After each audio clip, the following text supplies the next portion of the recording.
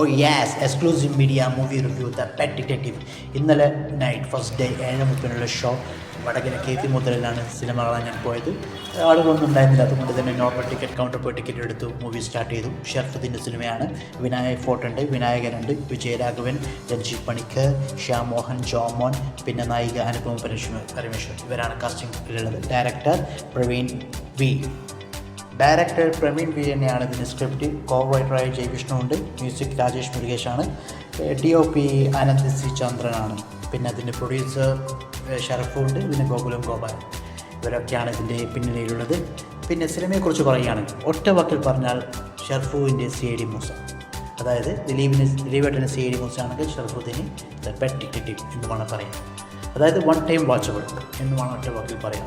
It's okay പടം, അതായത് normal കുറച്ച് കോമഡീസുകളും കുറച്ച് ഇൻ്റലിജൻറ്റ് ഒരു ത്രില്ലർ മൂഡും കാര്യങ്ങളൊക്കെയുള്ള ഒരു നോർമൽ പടം. സാധാരണ ഒരു ഡിറ്റക്റ്റീവ് കോമഡി ജോണറുള്ള പടം. നായകൻ ഒരു മണ്ടനായിരിക്കും, ഷിക്കാരി ശംഭു, അബദ്ധത്തിൽ കേസ് തെളിയിക്കുന്ന ഒരു നായകൻ. അതിൽ ഒരുപാട് അബദ്ധങ്ങളുണ്ടാവും, അതിനിടയിലാണ് കേസ് തെളിയിക്കുന്നത്. പക്ഷേ ഇതിൽ നായകൻ അങ്ങനെയല്ല, കുറച്ച് ഇൻ്റലിജൻ്റാണ്, കുറച്ച് ബുദ്ധി ഉപയോഗിക്കുന്നുണ്ട്.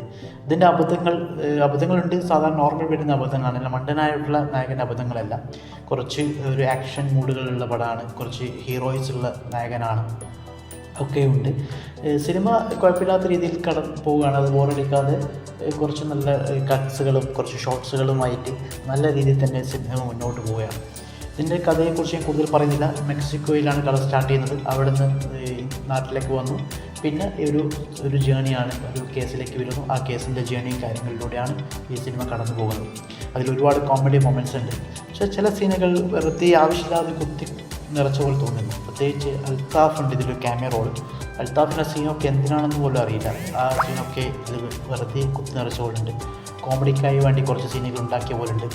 പിന്നെ ലാസ്റ്റൊക്കെ നമ്മൾ പ്രിയദർശൻ സിനിമ, ക്ലൈമാക്സൊക്കെ പ്രിയദർശൻ്റെ പഴയ പടങ്ങൾ. പിന്നെ ഒരുപാട് നാളുകൾക്ക് ശേഷം ഇങ്ങനെ ഒരു പടം മലയാളത്തില്ലാത്തത് കൊണ്ട് പ്രത്യേകിച്ച് കുട്ടികൾക്കൊക്കെ എൻജോയ് ചെയ്യാൻ പറ്റുന്ന ഒരു normal one time watchable film. XM channel, please subscribe and like.